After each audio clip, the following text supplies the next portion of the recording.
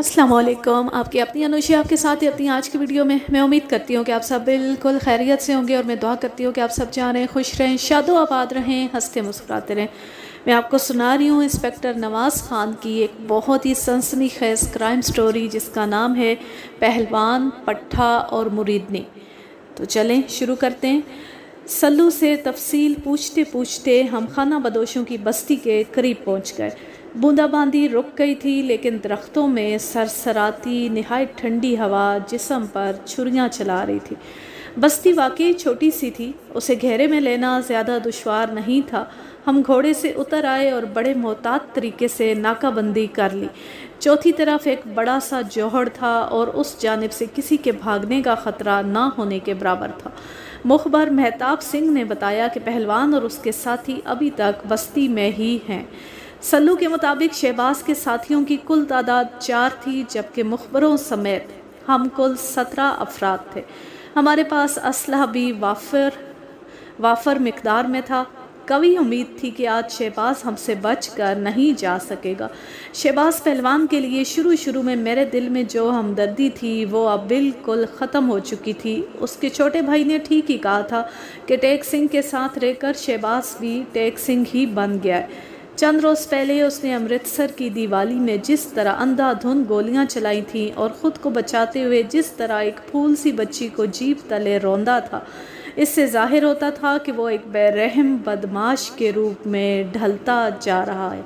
अब शवाहिद से ये अंदाज़ा हो रहा था कि उसने नर्स नजमा को ख़त लिख कर यहाँ बुलाया है। समझ में नहीं आ रहा था कि नजमा को यहाँ बुलाने का क्या मकसद। कभी कभी ये शुबा भी होता था कि शायद सवर्गबाशी इंस्पेक्टर निहाल सिंह की बात दुरुस्त ही है। उसने कहा था कि भाई बहन का तो बस चक्कर ही है, वरना नजमा और शहबाज में इश्क माशूकी का मामला है। पहले नजमा शहबाज से मिलने लाहौर जाती थी, अब वीराने में चली आई थी। ऐन मुमकिन था कि बहनोई को भी असल मामले की खबर ना हो और यहाँ पहुँचकर नजमा शहबाज के साथ 9-2-11 हो जाए। रह कर ख्याल आ रहा था कि जो शख्स छोटे भाई के प्यार पर डाका डाल सकता है वो किसी भी रिश्ते की धज्जियां बखेर सकता है। छापामार पार्टी के अरकान ने महफूज जगहों पर पोजीशनें संभाल ली। इसके बाद फैसला ये हुआ कि मैं और सब इंस्पेक्टर राजेंद्र 2 कांस्टेबलों के साथ अंदर जाएंगे और शहबाज पहलवान से हथियार रखवाने की कोशिश करेंगे। अभी हम इस मनसूबाबंदी में मसरूफ़ थे कि दाएं जानिब झाड़ियों में आहट हुई, फिर एक साथ कई धमाके हुए और गोलियां सनसनाती हुई हमारे सरों पर से गुजर गई। एक गोली सब इंस्पेक्टर दुर्वेश अली के पेट में लगी और वो तड़प कर ज़मीन पर जा गिरा। हमने भागकर दरख्तों के पीछे आड़ लेना चाही तो पहलू की तरफ से भी गोलियां चलने लगी। चंद लम्हों के लिए कुछ समझ में नहीं आया कि ये क्या हो रहा है। गोलियां बस्ती की तरफ से नहीं, डेक नाली की तरफ से आ रही थी। फायरिंग एकदम शुरू हुई थी और इतनी शिद्दत से हुई थी कि पुलिस पार्टी तितर बितर होकर रह गई थी। फिर देखते ही देखते बस्ती की तरफ से भी इक्का दुक्का फायर होने लगे। घटा टोप अंधेरे में कुछ पता नहीं चल रहा था कि कौन किस पर गोली चला रहा है। डेक नाले की तरफ से गाहे बगाहे सत सरी अकाल के नारे भी सुनाई दे रहे थे। इसके अलावा एक औरत के ललकारे थे जो चीख चीख कर कुछ कह रही थी। फायरिंग शुरू होती मैं और बिलाल शाकीली ज़मीन पर औंधे गिर गए। गोलियां हमारे ऊपर दरख्तों और शाखों से टकरा रही थीं। धमाकों और शोरगुल से सारा जंगल गूंज रहा था। रही सही कसर खाना बदोशों के कुत्तों ने पूरी कर दी थी। वो भौंक भौंक कर आसमान सर पर उठा रहे थे। सूरत हाल अभी वाज़ेह नहीं थी, ताहम आसार से यूँ लगता था कि नशे में मखमूर सिखों के किसी जत्थे ने खाना बदोशों की बस्ती पर हमला किया है। दफतन चंद गज दूर मुझे एक हैवला नज़र आया। मैंने टॉर्च रोशन की तो एक अधेड़ उम्र सिख रोशनी में नहा गया। वो अपनी दोनाली बंदूक में कारतूस भर रहा था। मैं उसे देखकर हैरान रह गया। वो जालंधर का सिविल जज हरी कृष्ण सिंह था। ये वही कृष्ण सिंह था जो जालंधर से वचन सिंह पहलवान के साथ आया था और जब वचन सिंह अखाड़े में शहबाज के हाथों मारा गया तो हरी कृष्ण सिंह ने चिल्ला कर मुझे शहबाज को गिरफ्तार करने की हिदायत की थी। अब ये जज साहब कानून अपने हाथ में लिए इन तारीख दरख्तों में खड़े थे और मैं उन्हें देख कर हैरान हो रहा था। खबरदार, میں نے گرج کر کہا۔ میرا ریوالور ٹارچ کے آگے تھا اور جج ہری کرشن اسے صاف دیکھ سکتا تھا۔ وہ چونک کر سیدھا کھڑا ہو گیا۔ اس دوران فائرنگ ایک دم رک گئی۔ میں اٹھ کر ہری کرشن سنگھ کے پاس پہنچا۔ جج صاحب آپ یہاں؟ اب وہ بھی مجھے پہچان چکا تھا۔ چند لمحوں کے لیے اس کے چہرے پر پریشانی کے سائے لہرائے، لیکن پھر فوراً ہی افسرانہ سج دھج واپس آ گئی۔ باروب لہجے میں بولا، یہی سوال میں بھی تم سے کر سکتا ہوں۔ ہم تو یہاں شہباز کی گرفتاری کے لیے آئے تھے، ہم کو بھی یہی اطلاع ملی تھی، لیکن پولیس پارٹی پر حملہ کیا گیا ہے، میں نے احتجاج کرتے ہوئے کہا۔ وہ قدرے حیرت سے بولا، یہ میں تم سے سن رہا ہوں کہ یہاں کوئی پولیس پارٹی بھی موجود ہے؟ بستی کے اندر سے بلند ہونے والی گرجدار آوازوں نے ہماری گفتگو کو آگے بڑھنے سے روک دیا۔ ٹارچ کی روشنی میں ہم بستی کی طرف بڑھے تو یہاں مسلح سکھوں کا جمگھٹا سا نظر آیا۔ ان کی تعداد 20 سے کم نہیں تھی۔ سب کے سب رائفلوں، کلہاڑیوں اور ریوالوروں سے مسلح تھے۔ ان میں ایک ہٹی کٹی عورت بھی تھی۔ اس نے مردوں کی طرح کمر سے گولیوں کی پیٹی باندھ رکھی تھی اور اکڑ اکڑ کر چل رہی تھی۔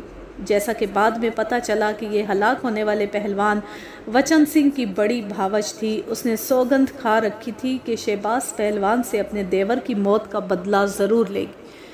ان لوگوں کو بھی کل شام ہی پتہ چلا تھا کہ شہباز پہلوان اپنی ایک رشتہ دار سے ملنے بدھ کی رات دیپال پور کے قریب خانہ بدوشوں کی بستی میں آئے گا۔ بجائے اس کے کہ اس بات کی اطلاع پولیس کو دی جاتی، وچن سنگھ کے رشتہ داروں نے خود ہی شہباز سے نمٹنے کا فیصلہ کیا۔ پوری تیاری کے ساتھ یہ لوگ یہاں پہنچے اور بستی پر ہلہ بول دیا، لیکن نشے میں چور ان حملہ آوروں کو یہ پتہ نہیں تھا کہ یہاں پہلے سے پولیس پارٹی گھات لگائے بیٹھی ہے۔ نتیجہ یہ ہوا کہ اندھیرے میں وہ پولیس پارٹی سے ہی ٹکرا گئے، یعنی ان سکھوں نے رات کے 12 بجے کے قریب پورا سکھوں والا کام کیا تھا۔ اس ہنگامے کا جو نتیجہ نکلا وہ بڑا تکلیف دہ تھا۔ افراتفری کا فائدہ اٹھا کر شہباز اور اس کے ساتھی بآسانی بستی سے فرار ہو گئے، یعنی 2 ملاؤں میں مرغی حرام ہو گئی۔ جب ہم بستی میں پہنچے تو وہاں شہباز تھا، نہ اس کے ساتھی، نہ نجمہ۔ اس کے علاوہ ہنگامے میں سب انسپکٹر درویش علی اور وچن سنگھ پہلوان کے 2 رشتہ دار بھی زخمی ہوئے۔ بستی کے سانسی سردار تلکو رام سے پوچھ گچھ کی گئی۔ وہ چرس اور تاڑی کا رسیا ایک بھیانک صورت والا شخص تھا۔ اس کی 3 بیویاں تھیں۔ اس نے بتایا کہ ٹیک سنگھ علاقے کا خطرناک ترین شخص ہے، اس دشمنی مول لینا کسی کے بس کا روگ نہیں۔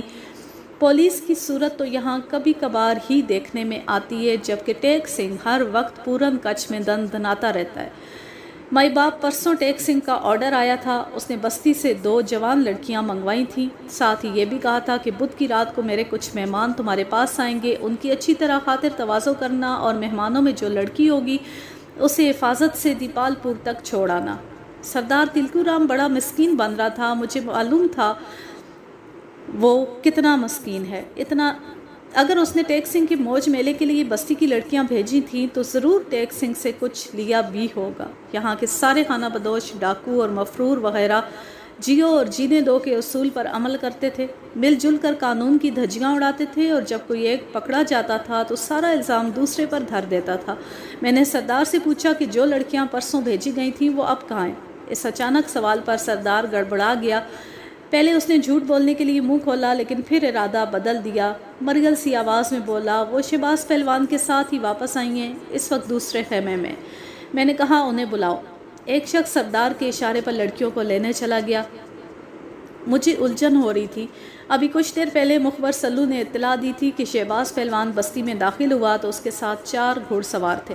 اب سردار بتا رہا تھا کہ 2 لڑکیاں بھی تھیں۔ میں نے اس سلسلے میں پوچھ گچھ کی تو پتہ چلا کہ شہباز کے ساتھ 4 نہیں 2 آدمی تھے، دوسرے 2 گھوڑوں پر لڑکیاں تھیں۔ تھوڑی دیر میں لڑکیاں ہمارے سامنے آ گئیں۔ ان کی عمریں 18 اور 22 برس کے درمیان تھیں، رنگ سانولے اور صورتیں بھی واجبی سی تھیں۔ شاید کسی وقت وہ خوبصورت رہی ہوں گی، لیکن ٹیک سنگھ جیسے مردوں کے ساتھ راتیں کالی کرنے کے بعد ان کا رنگ روپ اڑ چکا تھا۔ انسپکٹر اروڑا نے ایک علیحدہ خیمے میں لے جا کر لڑکیوں سے پوچھ گچھ کی۔ قریباً آدھ گھنٹے بعد وہ باہر نکلا۔ اس دوران میں دوسرے لوگوں کے بیان لیتا رہا تھا۔ انسپکٹر اروڑا نے بتایا کہ لڑکیوں سے اس کے علاوہ اور کوئی خاص بات معلوم نہیں ہو سکی کہ سردار تلکو رام نے 2 راتوں کے بدلے ٹیک سنگھ سے 8 سیر چرس اور ریشمی کپڑے کے 2 تھان لیے تھے، اور یہ چیزیں اس وقت بھی تلکو رام کے خیمے میں موجود ہوں گی۔ لڑکیوں نے بتایا تھا کہ انہیں ٹیک سنگھ کے ڈیرے کے بارے میں کچھ پتہ نہیں۔ انہیں آنکھوں پر پٹی باندھ کر وہاں لے جایا گیا تھا، اور واپسی کے وقت ویسی ہی اندھیری رات تھی۔ ڈیرے میں لڑکیوں کے ساتھ وہی کچھ ہوا تھا جو شرابی مردوں کے جمگھٹے میں 2 اجنبی لڑکیوں کے ساتھ ہو سکتا تھا۔ وہ 48 گھنٹے آن ڈیوٹی رہی تھی۔ لڑکیوں کے بیان کے بعد تلکو رام کے خیمے کی تلاشی لی گئی تو چٹائی کے نیچے سے ایک زمین دوست جستی ٹرنک برآمد ہوا۔ اس ٹرنک میں ریشمی کپڑے کے کم از کم 15 تھان، 10 سیر چرس اور 10 تولے کے طلائی زیورات تھے۔ یہ ساری حرام کی کمائی تھی جو سانسی سردار نے بستی کی عورتوں کو شرابی مردوں کے آگے ڈال ڈال کر جمع کی تھی۔ اعانت جرم اور جسم فروشی کے الزام میں سردار تلکو رام کو گرفتار کر لیا گیا اور ہم زخمی درویش علی کو چارپائی پر ڈال کر دیپال پور کی طرف روانہ ہو گئے۔ وچن سنگھ کے رشتہ داروں نے بھی اپنے زخمیوں کو اٹھایا اور دیپال پور چل دیے۔ طبی امداد ملنے سے سب انسپکٹر درویش علی کی جان بچ گئی، لیکن اس واقعے نے مجھے بہت بد دل کر دیا۔ میں بالکل غیر جانبداری سے اپنی ڈیوٹی انجام دے رہا تھا اور قانون کا محافظ بن کر قانون کے مجرم کو ہتھکڑی لگانا چاہتا تھا، لیکن دوسری طرف پہلوان وچن سنگھ کے لواحقین اسے سکھوں کا مسئلہ بنانے پر تلے ہوئے تھے۔ ان کے دماغ میں یہ بات گھسی ہوئی تھی کہ مسلمان پہلوان نے سکھ پہلوان کو قتل کیا ہے، اب مسلمان پہلوان کو انجام تک پہنچانا سکھوں کی ذمہ داری ہے۔ اور تو اور سول جج ہری کرشن جیسا شخص بھی بندوق ہاتھ میں لیے دن دناتا پھر رہا تھا۔ بجائے اس کے کہ وہ پولیس کی مدد کرتا، اس نے اپنی جلد بازی سے بنا بنایا کام بگاڑ دیا تھا۔ اب شہباز پہلوان پھر آزاد تھا اور ڈیک نالا پار کر چکا تھا۔ سوچ وچار کے بعد میں نے فیصلہ کیا کہ خود کو اس کیس سے الگ کر لوں۔ مجھے شہباز سے کوئی ہمدردی تھی، نہ وچن سنگھ کے رشتہ داروں سے کوئی بیر۔ اس معاملے میں الجھ کر میں خواہ مخواہ عذاب میں مبتلا ہو رہا تھا۔ جو کام میں کر رہا تھا وہ کوئی اور پولیس انسپکٹر بھی کر سکتا تھا، اور اگر کوئی دوسرا نہیں کر سکتا تھا تو وچن سنگھ کے رشتہ دار تو کر ہی سکتے تھے۔ میں نے ایس پی صاحب کے نام ایک درخواست لکھ دی کہ تھانے میں کام کی زیادتی کے سبب میرا جیون میں رہنا ضروری ہے، لہٰذا وچن سنگھ قتل کیس کے معاملے میں انسپکٹر اروڑا کے ساتھ کسی دوسرے انسپکٹر کو اٹیچ کر دیا جائے۔ جس روز میں نے ایس پی کے دفتر یہ درخواست بھیجی، اس سے اگلے روز ڈاک کے ذریعے مجھے ایک خط موصول ہوا۔ یہ خط جیون تھانے کے ایڈریس پر تھا۔ میں نے لفافہ کھولا اور یہ جان کر حیران رہ گیا کہ خط لکھنے والا شہباز پہلوان ہے، یعنی وہ اشتہاری ملزم جس کی خاطر ہم کئی ہفتے پورن کچھ کی خاک چھانتے رہے تھے۔ یہ خط شہباز پہلوان نے اپنے کسی پڑھے لکھے ساتھی سے لکھوایا تھا، تاہم آخر میں اس نے اپنے انگوٹھے لگائے ہوئے تھے۔ خط کا مختصر مضمون اس طرح تھا: انسپکٹر نواز خان، میں مجرم نہیں تھا، سیدھا سادہ پہلوان تھا۔ اگر آج میں قاتل ہوں تو اس میں سارا قصور تم پولیس والوں کا ہے۔ اب تم میری تلاش میں چھاپے مار رہے ہو، میری گرفتاری کے لیے بے گناہوں کو پکڑ رہے ہو اور تکلیفیں دے رہے ہو۔ یاد رکھو، جو بو رہے ہو وہ کاٹنا پڑے گا، اسی طرح جیسے نہال سنگھ کو کاٹنا پڑا ہے۔ میں نے اس مختصر خط کو کئی بار پڑھا۔ تحریر کچھ جانی پہچانی محسوس ہو رہی تھی، بڑی نرمی کے ساتھ لمبے لمبے حرفوں میں لکھا گیا تھا۔ اچانک میں نے تحریر شناخت کر لی، یہ 100% نرس نجمہ کی لکھائی تھی۔ نرس نجمہ نے مقتول انسپکٹر نہال سنگھ کو لکھ کر دیا تھا کہ شہباز پہلوان سے اس کا کوئی ناجائز تعلق نہیں ہے اور نہ ہی وچن سنگھ کی موت کے بعد وہ اس سے ملا ہے۔ یہ اعتراف نامہ ابھی تک میرے پاس موجود تھا۔ میں نے دونوں تحریروں کا موازنہ کیا اور مجھے 100% یقین ہو گیا کہ خط اصلی ہے اور شہباز نے نجمہ سے لکھوا کر بھیجا ہے، جو اپنے بہنوئی کے ساتھ اب اس کے ڈیرے پر ہے۔ خط پر کپور تھلہ سے ایک ڈاک خانے کی مہر لگی ہوئی تھی۔ میں جانتا تھا اس ڈاک خانے میں جانے سے کچھ حاصل نہیں ہوگا۔ میں نے خط کو لاپرواہی سے دراز میں پھینک دیا۔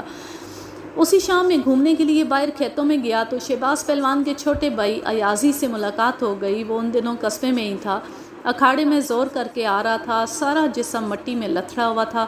بھائی کی طرح اس کا قد کاٹ بھی اچھا تھا، دیکھنے میں دیو نظر آتا تھا۔ اس نے جھک کر سلام کیا۔ میں نے پوچھا، کہاں جا رہے ہو؟ بولا، آپ ہی کی طرف جا رہا تھا، ایک بڑی ضروری بات کرنی تھی آپ سے۔ اس حالت میں میری طرف آ رہے تھے؟ کیا بہت پسوڑی والی بات ہے؟ جی نہیں، ابھی تو کنویں پر جا رہا تھا، وہاں سے نہا کر سیدھا آپ ہی کی طرف آنا تھا۔ تو ٹھیک ہے، نہاؤ، میں بھی اتنی دیر میں چکر لگا کر واپس آ جاتا ہوں۔ میں تھوڑی سی ہوا خوری کر کے واپس آیا تو ایاز تھانے میں آیا بیٹھا تھا۔ کہنے لگا، تھانے دار جی، مجھے پتہ چلا ہے کہ آپ شہباز والے کیس سے علیحدہ ہو گئے۔ میں نے جواب دیا، ابھی ایسا ہوا تو نہیں، لیکن ہو بھی جائے تو تمہیں اس میں کیا اعتراض ہے؟ کہنے لگا، جناب، مجھے اتنی جرت نہیں کہ اعتراض کر سکوں، میں تو صرف درخواست ہی کر سکتا ہوں، اور میری درخواست یہ ہے کہ آپ اس معاملے سے پیچھے نہ ہٹیں۔ آپ ہٹ گئے تو ہم سب کی زندگی خطرے میں پڑ جائے گی۔ پہیلیاں نہ بجھواؤ، جو بات ہے کھل کر بیان کرو۔ ایاز نے کہا لالا شہباز اتنا بدل گیا ہے کہ اب اسے لالا کہتے بھی شرم آتی ہے، غیر تو غیر اب وہ اپنوں کو بھی جان سے مارنے کی دھمکیاں دینے لگا ہے۔ ہمارا ایک ماما بالکل سیدھا سادہ اور بھلا مانس آدمی ہے۔ لالے نے ایک دفعہ اپنے ایک یار کے لیے مامے کی لڑکی کا رشتہ مانگا تھا، زبانی کلامی بات ہو گئی تھی لیکن پھر معاملہ خراب ہو گیا، یہ رشتہ جوڑ کا نہیں تھا اس لیے مامے نے انکار کر دیا۔ اب اس لڑکی کی شادی ہوئے بھی 3-4 مہینے ہو چکے ہیں۔ لالے نے مامے کو پیغام بھجوایا ہے کہ وہ بیٹی کو طلاق دلا کر اس کا رشتہ پہلی جگہ پر کر دے ورنہ بڑا فساد ہوگا، اسے بیٹی اور داماد دونوں سے ہاتھ دھونے پڑیں گے۔ اب وہ میاں بیوی چھپتے پھر رہے ہیں، مامے کو الگ اپنی فکر پڑی ہوئی ہے، وہ بیچارہ پرانا مریض ہے، اب بالکل چارپائی سے لگ گیا ہے۔ لالے نے ماں کو بھی دھمکی دی ہے کہ وہ اس معاملے میں بالکل نہ آئے ورنہ اسے بھی پچھتانا پڑے گا۔ اس نے پوری تفصیل بتاتے ہوئے رو دینے والے لہجے میں کہا تھانے دار جی آپ اس معاملے میں بالکل ڈھیل نہ ڈالیں، لالے اور اس کتے ٹیک سنگھ کو پکڑنا بس آپ ہی کے بس کا روگ ہے۔ وہ شہباز کے خلاف غم و غصے سے بھرا ہوا تھا اور ظاہر ہے اس کی سب سے بڑی وجہ یہی تھی کہ شہباز نے اس کی محبوبہ پر نہ صرف ناجائز قبضہ جمایا تھا بلکہ اسے بری طرح مارا پیٹا بھی تھا۔ جہاں تک ماموں والی بات کا تعلق ہے مجھے اس میں زیادہ وزن محسوس نہیں ہوا، شاید مجھے ہوشیار کرنے کے لیے وہ یہ واقعہ بیان کر رہا تھا۔ یہ بھی ممکن ہے کہ اس نے تھوڑی سی بات کو بڑھا چڑھا کر بیان کیا۔ جب تک میں اس واقعے کے اصل کرداروں سے نہ ملتا کوئی معتبر رائے قائم نہیں کی جا سکتی تھی۔ میں نے اسے سمجھایا کہ وہ اپنی عمر سے بڑی بات نہ کرے، میں جانتا ہوں مجھے کیا کرنا ہے اور کیا نہیں۔ میں اس کے ماموں سے ملوں گا اور اگر کوئی ڈر خطرے والی بات ہوئی تو اس کا سدجواب کروں گا۔ میں نے ماموں سے ملنے کا ذکر کیا تو وہ بوکھلا گیا، کہنے لگا نہیں جتنی بات تھی وہ میں نے آپ کو بتا دی ہے، مامے نے ہی مجھے آپ کی طرف بھیجا تھا، وہ کافی بیمار ہے، ہلنا جلنا بھی مشکل ہو رہا ہے ان کے لیے۔ میں فوراً سمجھ گیا کہ لڑکے نے بات کا بتنگڑ بنایا ہے۔ وہ چند الٹی سیدھی باتیں کر کے میرے پاس سے چلا گیا، لیکن پھر صرف 2 روز بعد ایک ایسا واقعہ ہو گیا کہ مجھے وہی کرنا پڑا جو ایاز چاہتا تھا۔ یہ واقعہ اتنا سنگین تھا کہ مجھے ایک بار پھر پوری تندھی کے ساتھ شہباز کی تلاش میں نکلنا پڑا۔ اس دفعہ اس تلاش میں فرض شناسی کے ساتھ ذاتی غم و غصہ بھی تھا۔ میرا دل چاہ رہا تھا کہ شہباز سامنے ہو اور میں اسے گولی سے اڑا دوں۔ اس روز مجھے تھانے میں ضروری کام تھا، اس لیے عشاء کی اذان دفتر میں ہی ہو گئی۔ 8 بجے کے قریب میں اٹھنے کی تیاری کر رہا تھا کہ ایک سنتری ہانپتا ہوا اندر آیا۔ جناب سنا ہے آپ کے کوارٹر میں آگ لگ گئی ہے۔ پھر اس نے جلدی سے کمرے کی کھڑکی کھولی اور باہر جھانکا۔ یہ کھڑکی باہر کی گلی میں کھلتی تھی اور قصبے کے مکان کافی دور تک نظر آتے تھے۔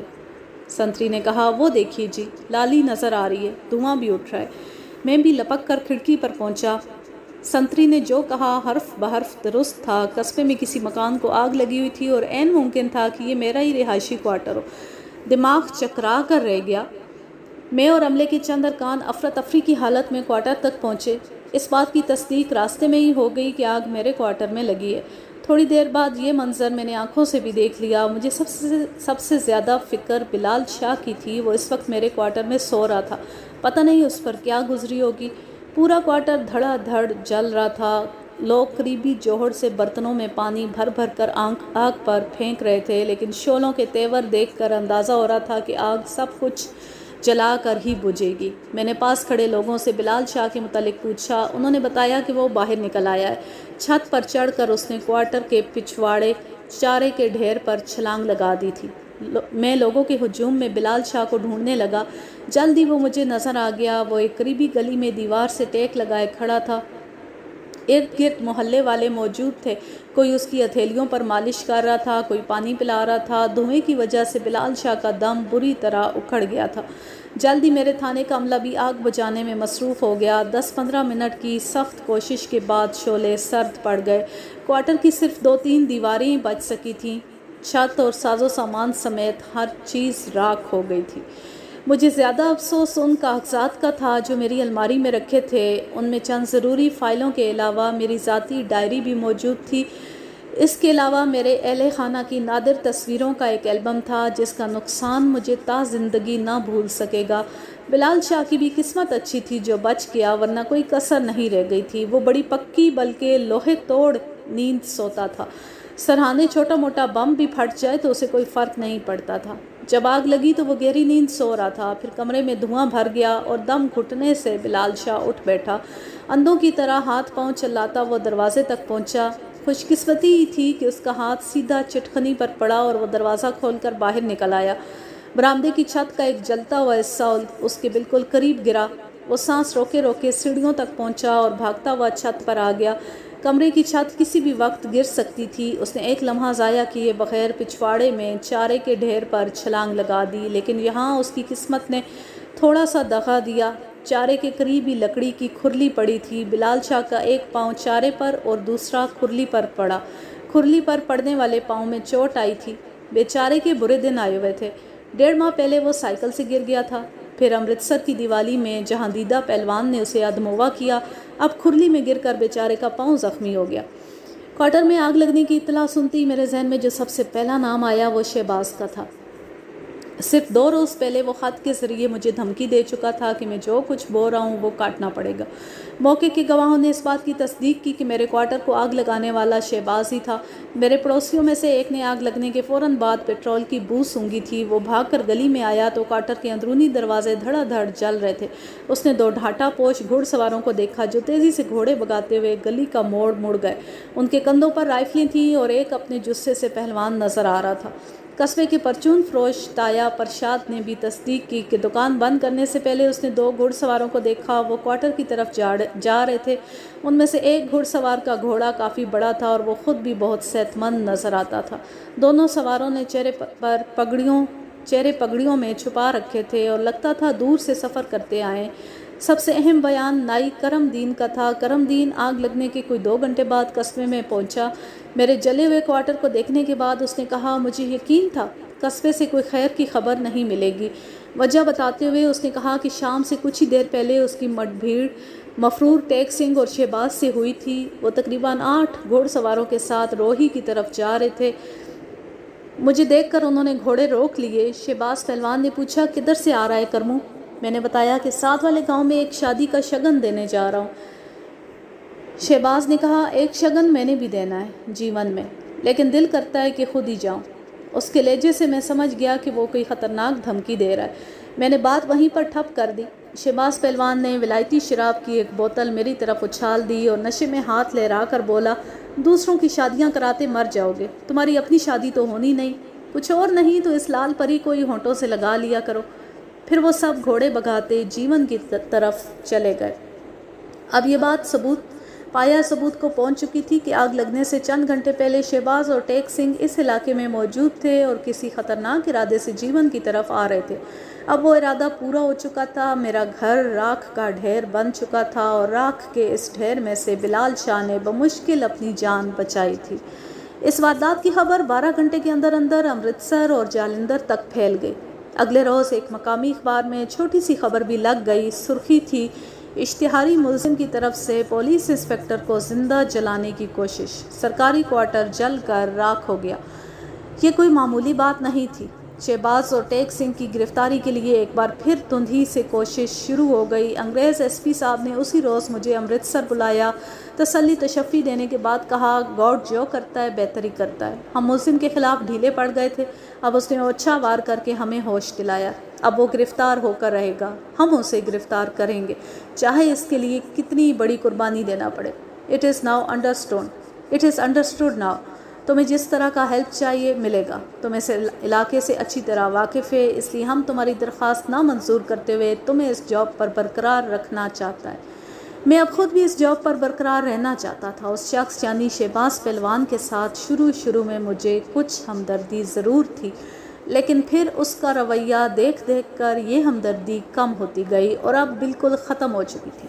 ये ठीक है कि वो मुसलमान था और जालंधर की एक सिख बिरादरी उसकी दुश्मन हो रही थी, लेकिन इस दुश्मनी को हवा देने में वो बराबर का कसूरवार नज़र आ रहा था। दोस्त और दुश्मन की पहचान उसमें ख़त्म हो गई थी, यहाँ तक कि खूनी रिश्ते भी उसके लिए बेकार हो गए थे। वो फरवरी की एक चमकीली सुबह थी। मैं एक बार फिर पूरन कच्छ जाने के लिए तैयार हो चुका था। महमूद गजनवी के 17 हमलों की तरह मेरा भी पूरन कच्छ पर यह चौथा हमला था। जीवन से रवाना होने से पहले मैंने अयाजी से बातचीत की। वो पुलिस पार्टी के साथ पूरन कच्छ जाना चाहता था। उसकी ख्वाहिश थी कि शहबाज के खिलाफ कार्रवाई में भरपूर हिस्सा ले। मैंने उसे समझाते हुए कहा, देखो तुम यहाँ रहकर मेरी जितनी मदद कर सकते हो वो पूरन कच्छ जाकर नहीं कर सकते। मैं चाहता हूँ तुम यहाँ रहो। और जो काम मैं तुम्हारे ज़िम्मे लगाऊं उसे ठीक तरीके से करो। कौन सा काम? उसने नीम दिली से पूछा। मैंने कहा, ये बात तो तुम भी अच्छी तरह जानते हो कि शहबाज की कोई महबूबा है जो अमृतसर में रहती है और शहबाज को रुके वगैरह भी लिखती रही है। उस लड़की का अभी तक कोई सुराग नहीं मिल सका। मुझे यकीन है वो लड़की हाथ आ जाए तो शहबाज ज़्यादा देर आज़ादी के मज़े नहीं लूट सकेगा। तुम किसी तरह उस लड़की का खोज लगाओ तो ये बहुत बड़ा कारनामा होगा और मुझे यकीन है तुम ये काम कर सकते हो। शहबाज तुम्हारे घर का बंदा था, उसके मिलने जुलने वाले सारे तुम्हारी नज़र में होंगे। पूछ कुछ करोगे तो कोई तुम पर शुबा भी नहीं करेगा। बात कुछ अयाज़ी की समझ में आ रही थी, लेकिन इसके साथ साथ चेहरे पर उलझन भी थी। कहने लगा, थानेदार जी, कभी कभी तो लगता है कि नर्स नजमा ही वो लड़की है। देखे ना, अब वो टेक सिंह के डेरे पर है और मज़े से वहाँ रह रही है। मैंने कहा, ये तुम्हारी सोच है, लेकिन मैं ऐसा नहीं समझता। मुझे यकीन है शहबाज की महबूबा कोई आम शक्ल सूरत वाली लड़की नहीं होगी, और तुमने देखा ही है, नर्स नजमा बिल्कुल मामूली लड़की है। वो बड़े दावे से शहबाज को भाई भी कहती रही है। अयाज़ी जुज़-बुज़ नज़र आने लगा। मैंने उसकी खामोशी से फ़ायदा उठाते हुए कहा, तुम अपने दिमाग से ये बात निकाल दो कि नर्स नजमा ही वो लड़की है। बस ये समझो कि वो लड़की इस वक्त अमृतसर में है और तुम्हें उसे ढूंढ कर सामने लाना है। थोड़ी सी कोशिश के बाद मैंने अयाज़ को इस काम के लिए तैयार कर लिया और वो मुझसे रुखसत होकर उसी वक्त अमृतसर रवाना हो गया। वो अभी थाने से निकलकर चंद गज दूर ही गया होगा कि मेरी निगाह उस कुर्सी पर पड़ी जहां वो बैठा हुआ था। वहां सुर्ख रंग का एक बटुआ पड़ा था। यकीनी बात थी कि वो बटुआ अयाज़ी की जेब से गिरा है। मेलो ठेलों से मिलने वाला ये सस्ता सा बटुआ था। शौकीन लड़के ऐसे बटुओं में एक्ट्रेसों की तस्वीरें भी लगा लेते थे। अयाज़ी ने खुले बाजुओं वाली रेशमी कमीज़ पहन रखी थी। ऐसी कमीज़ों के पहलू में जेब होती है। हालबन जेब से कोई चीज़ निकालते हुए गलती से उसने बटुआ कुर्सी पर गिरा दिया था। मैंने बटुआ पकड़कर खोला और संतरी को पुकारने के इरादे से दरवाजे की तरफ देखा, लेकिन फिर इरादा बदल दिया। बटुआ खोलती मेरी नज़र एक तस्वीर पर पड़ी। यह तस्वीर किसी एक्ट्रेस की नहीं थी, एक नौजवान लड़की थी जो किसी दरवाजे से अंदर दाखिल हो रही थी। उसका एक हाथ दुपट्टे पर था। लगता था लड़की को बताए बगैर तस्वीर उतार ली गई है। बड़ी मदम सी तस्वीर थी। गौर किया तो पता चला कि लड़की के पीछे घोड़े की गर्दन और लकड़ियों का गट्ठा भी नज़र आ रहा है। तस्वीर के पीछे दिल बनाकर उसमें से तीर गुजारा गया था और बड़े दर्दनाक शेर लिखे थे। मुझे यह समझने में ज़रा भी दुश्वारी नहीं हुई कि यही लड़की अयाज़ की महबूबा सफ़िया है और इसी की वजह से बड़े भाई के साथ उसकी लड़ाई हुई थी। साफ पता चल रहा था कि यह तस्वीर टेक सिंह के डेरे पर ही कहीं उतारी गई है। मैं कुछ देर लड़की के खदो खाल पहचानने की कोशिश करता रहा। बटुए में और कोई चीज़ मेरे काम की नहीं थी। मैंने संतरी को बुलाकर बटुआ उसे दिया और कहा कि वो उसे अयाज़ी के घर पहुंचा दे। आज के लिए बस इतना ही। अब मैं लेती हूँ आपसे इजाज़त। जानें, खुश रहें, शादो आबाद रहें, हंसते मुस्कुराते रहें। अल्लाह हाफिज़। अल्लाह ने के बान।